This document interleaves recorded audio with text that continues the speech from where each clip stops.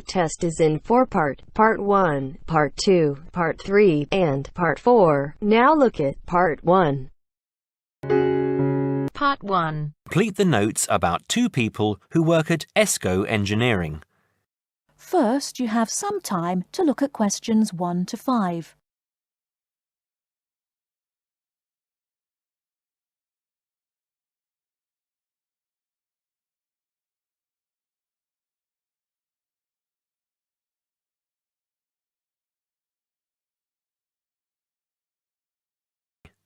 Listen and complete the notes about two people who work at ESCO Engineering. Oh, hi, Maggie, it's Greg. Hi, Greg. I'm phoning to check some information about some of the staff. I'm putting all the staff data into new files, and I noticed that I don't have files for two people. I think you might have them. Oh, really? What are their names? Peter Austin and Jane Moore. Let me have a look. Yes, I've got them here. Shall I send them to you? No, you don't need to. Just give me the information now. I can write it on some new files. I don't really need the photos if you've got photos there. OK. Well, Peter Austin first. Now, is that Austin with an I or Austin with an E? It's Austin,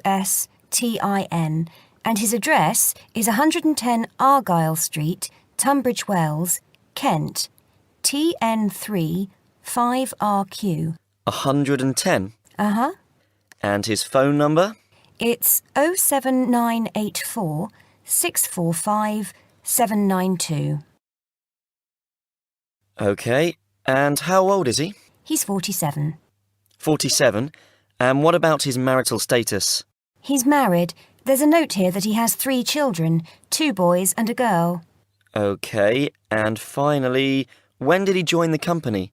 He started with ESCO in August 2003. Thanks, Maggie. Before you hear the rest of the conversation, you have some time to look at questions 6 to 10.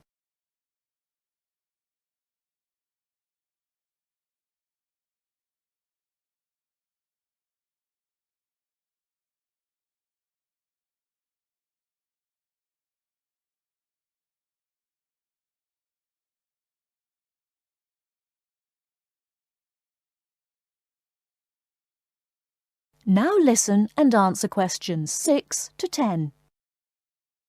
Now, what about Jane? Her name's Jane Moore, that's Moore, and her address is 72 Cedar Road, Crowborough, Kent, CR3 5RQ. CR3 and what, sorry? CR3 5RQ. And how do you spell cedar? CEDAR. Her phone number is 07984 650 396. 07984 650 396. Yes. Now, she's 22 and she's single. OK. And she started with ESCO in 2005, February 2005. Right, thanks, Maggie. That's very helpful. Goodbye now. Goodbye. That is the end of Part 1. You now have half a minute to check your answers.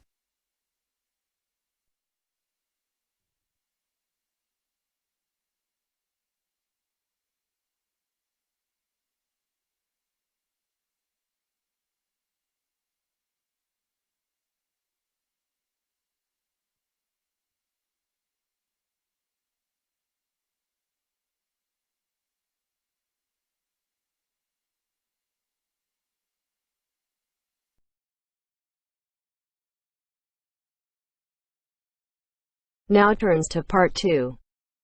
Part 2. You'll hear a tour guide talking to a group of visitors about Bestley Castle. First, you have some time to look at questions 11 to 15.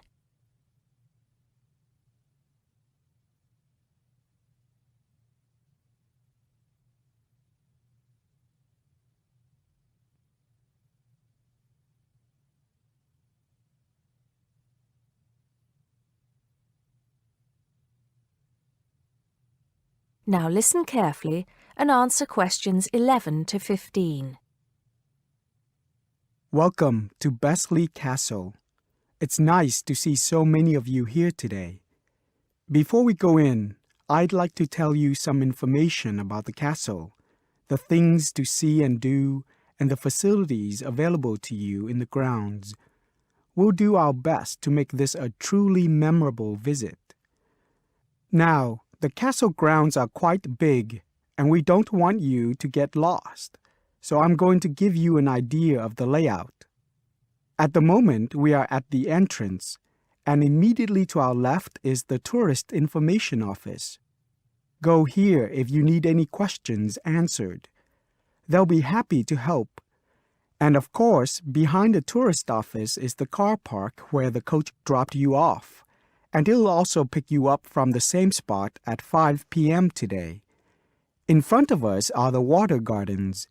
If you stroll through, you get to the North Bridge, which is the entrance to Besley Castle.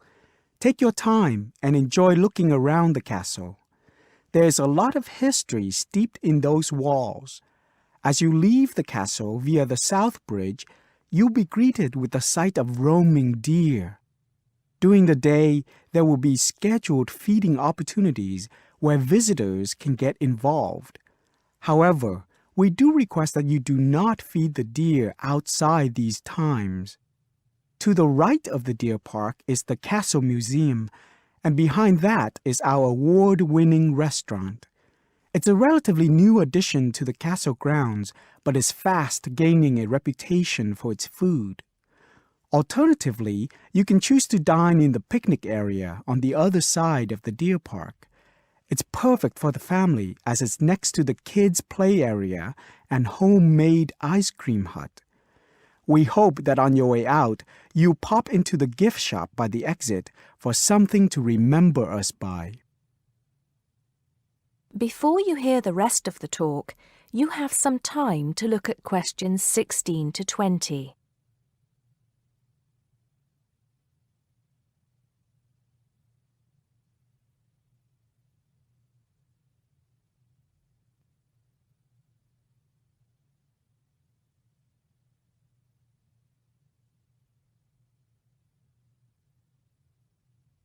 Now listen and answer questions 16 to 20. Admission to the grounds is free for all. That includes the museum, gardens, and picnic area. There is an admission fee for the castle, which is £6.50 for adults, with a 10% discount for students and retired people. Children under the age of 16 pay half adult price, and under 8 go in free. There are many spectacular events throughout the year, and for most of them, there's also an admission fee. As these events are in high demand, it's a good idea to book well in advance. Some of the exciting events planned for this year are the Summer Medieval Festival, where you can watch old-fashioned nights and experience a feast in the halls of the castle, as if you were a guest of King Henry VIII himself. There are several concerts planned this year too, including a rock concert at an admission price of £10 per person and a special jazz concert which is free to the public. I'm sure you'll agree that all tastes and ages will be satisfied. One scary but extremely popular event is the annual Haunted Castle event at the end of October, where the castle comes alive at night. Why don't you come along if you're brave enough? Another sight to see is the fantastic firework display on November 5th, and the cost of that includes refreshments. We also have a long tradition of raising money for charity. The charity event held every year on the first day of May will this year be an archery contest. Entrance is free, but donations are certainly welcome. This year, we'll be collecting money on behalf of a charity for elderly people, Age Concern. Just in case you can't remember all of that, you can pick up a leaflet showing the timetable and prices for all events from the Tourist Information Desk. You can also go online to get this information from our website.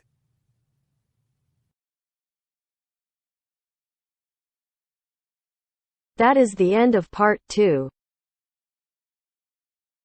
You now have half a minute to check your answers.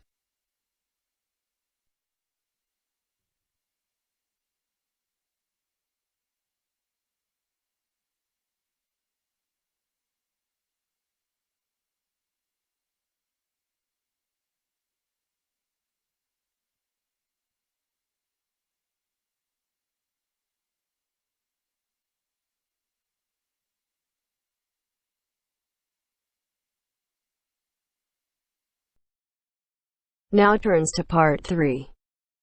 Part 3. You will hear somebody talking to a group of students about a university language centre. Listen carefully and answer questions 21 to 24. Listen carefully and answer questions 21 to 24. Hi, I'm Katie Shaw and I work at the University Language Centre. Your tutor tells me you might be interested in using the centre, so I'm here at the college to explain a bit about it and, of course, to answer your questions. Where exactly is the centre? Is it near the college? It's actually on King's Road, just round the corner from here, in fact. Oh, I know it, yes. I wondered what that building was. Yes. What's there? Well, the library has about 4,000 books, pamphlets and transcripts to go with some of the 12,500 items on audio or video cassettes. These are at a wide range of levels of difficulty, covering language learning material in over 100 languages. There are also reference books without tapes, including dictionaries, grammar workbooks, vocabulary workbooks and model letters, as well as texts on academic writing and effective study habits, etc. Audio cassette workrooms are on the first floor, by the way. Do they get any foreign language press there too? Yes. The library subscribes to a number of European daily and weekly newspapers, including Le Monde from France, L'Espresso from Italy, and the weekly international edition of the Spanish paper El País. What about learning with computers? Can you do that there? CALL, or Computer-Aided Language Learning, is available on the first floor. How many PCs are there? Counting both Macintosh and PC platforms, there are 9 at present. There are materials in over 15 different languages, and new material and language categories are being added as library funds permit. The programmes cover verb drills, grammar exercises, activities to accompany multimedia textbooks, pronunciation, translation, and some multimedia applications. The same hardware permits access to the internet with its many language learning and discussion sites. What about TV? That's a good way of learning a language too. Yes, definitely, we agree. So on the second floor of the centre, there are televisions to view live satellite television broadcasts in 7 languages. Oh, which ones are they? Currently, we've got Arabic, French, German, Italian, Portuguese, Spanish and Russian. Turkish broadcasting can be viewed live on request. The centre records the news in French, German, Arabic, Italian, Japanese, Spanish and Russian, and English too. Before you hear the rest of the talk, you have some time to look at questions 25 to 30.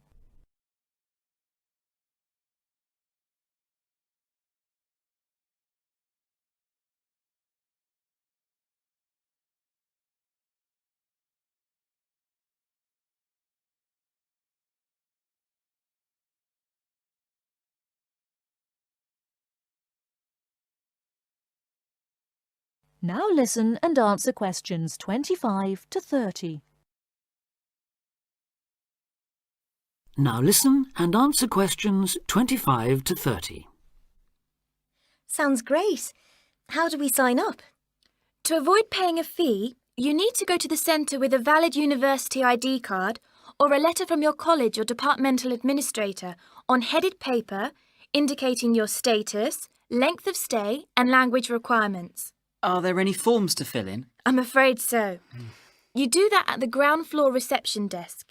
Your registration is for 1 academic year only and needs to be renewed annually. You should tell the librarian who you are on your first visit, and you will need to take part in an induction to the library service, including the proper operation of the centre's computers, televisions, videos and so on.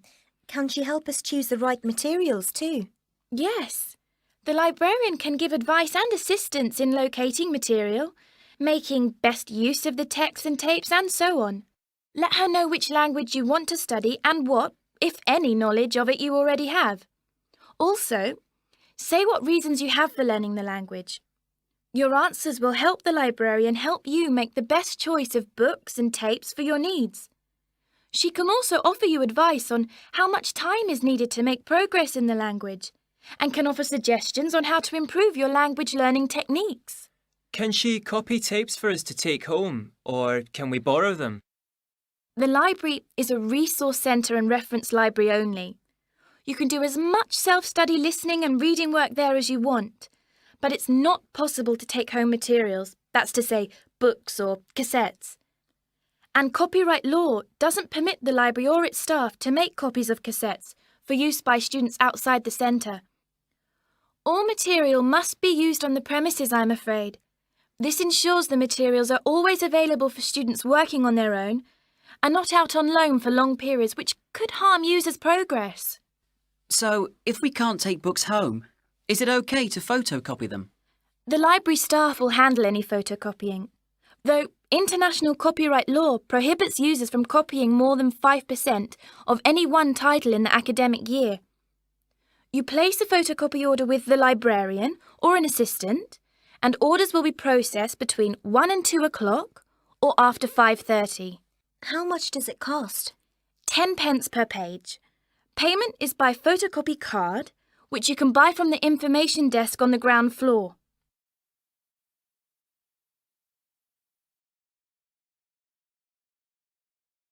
That is the end of part 3. You now have half a minute to check your answers.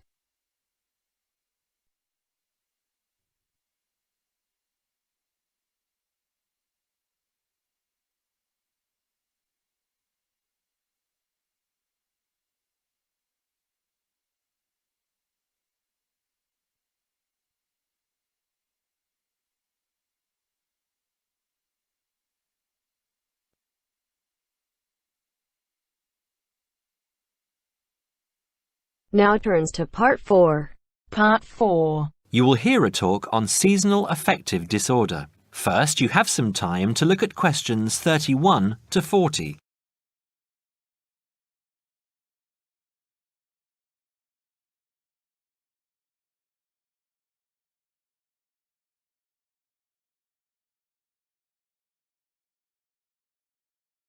Now listen carefully and answer questions 31 to 40. In the past few years, a new condition has been identified and given a name, SAD, short for Seasonal Affective Disorder. This is now recognised as a distinct kind of clinical depression, where people become depressed at the onset of winter, accompanied by a craving for sweet things, causing weight gain. Each spring and summer would then bring on almost maniacal highs and feelings of boundless energy and happiness. Experiments to combat this depression showed that increased exposure to bright light in humans could suppress their production of a darkness-related hormone called melatonin. The light needed to induce this change was about 2,000 lux, or about 4 times brighter than ordinary household lighting. It was then calculated that if bright light could suppress melatonin secretion, then it might have other effects on the brain, including the reversal of symptoms of depression. While melatonin's precise role in SAD has not been pinned down, the theory led to effective treatment. Not surprisingly, SAD affects more people where winter nights are longer and days shorter. In the UK, an estimated 500,000 adults develop full-blown SAD in winter, and twice this number suffer the milder condition called subsyndromal SAD. About 80% of sufferers improve when given light therapy, and improvement usually comes within 2 to 4 days. Scientists are still unsure why winter depression happens, but more than a decade of research has turned up some surprising findings. Nearly 80% of SAD victims are women. Researchers are uncertain why this is so. SAD can affect people at any age, but typically it begins around the age of 20 and becomes less common between 40 and 50. SAD is comparatively rare in children and adolescents, but so far researchers have been unable to come up with a logical reason for this. As many as half of SAD sufferers have at least one family member with depressive illness, suggesting that the depression has a genetic component. Some patients experience shifts in their body clocks when they're depressed in winter. They are morning people at one time of the year and become evening people at another. What is the underlying difference between SAD sufferers and others? A clue can be found in carbohydrate craving, a common symptom. People often become obsessed with chocolate, for example. Carbohydrates alter brain chemistry by increasing the level of a soothing chemical called serotonin, a neurotransmitter that carries signals between brain cells. SAD sufferers crave carbohydrates because they may need serotonin to lift their mood. This craving can be intense, in fact, an addiction. It may be that the serotonin system of the brain has problems regulating itself during the winter. Some SAD sufferers respond well to the drug Prozac, thought to influence the brain's serotonin-using system. Other brain chemicals and hormones probably play a role in winter depression. Another neurotransmitter, dopamine, for example, may be inadequate in certain cases. Researchers hope to uncover clues to SAD's secret by probing similarities between SAD and hibernation. Though no valid link between the two has been established, some SAD patients say they feel like hibernating animals. SAD sufferers tend to put on fat in autumn and early winter, roughly the time when such hibernators as bears and squirrels do. That is the end of part 4. You now have half a minute to check your answers.